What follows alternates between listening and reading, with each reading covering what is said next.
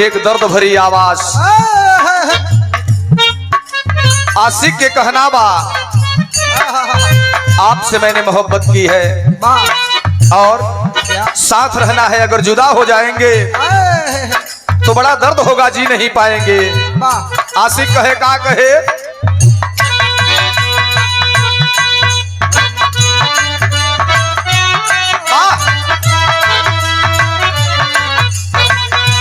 यह कहे हम तुमसे जुदा होके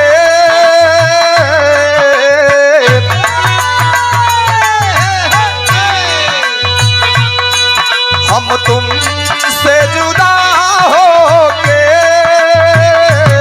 मर जाएंगे रो रो के।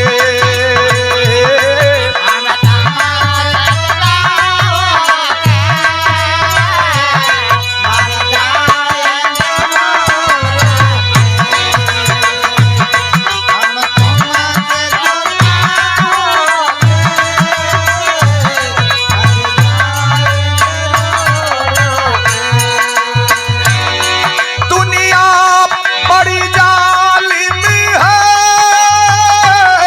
जीने नहीं देती है।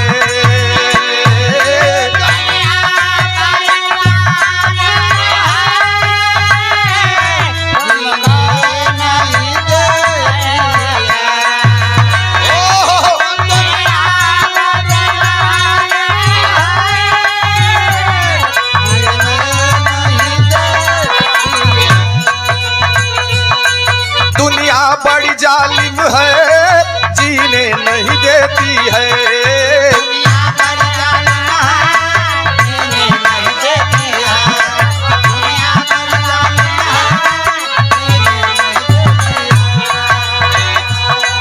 हम तुमसे जुदा होके मर जाएंगे रो रो के।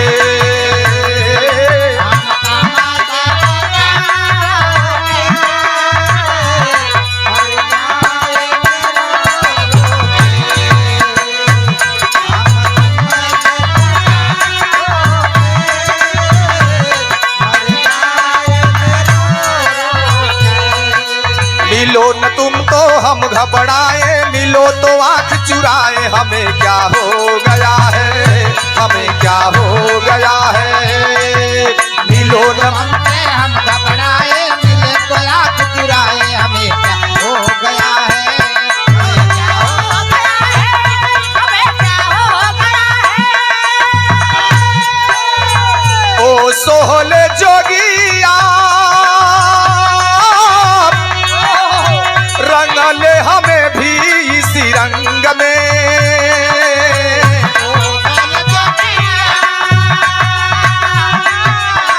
रंगले हमें भी इसी रंग में।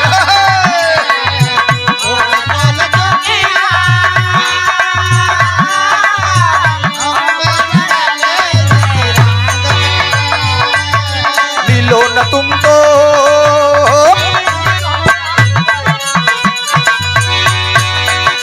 मिलो न तुम तो हम घबराए, मिलो तो आँख छुपाए, हमें क्या हो गया है, हमें क्या हो गया है। मिले जो हमसे तुम घबराए, मिले तो आँख चुराए, हमें क्या हो गया है, हमें क्या हो गया है, हमें क्या हो गया है। मत कर इतना गुरूर, सूरत पे आए हसीना।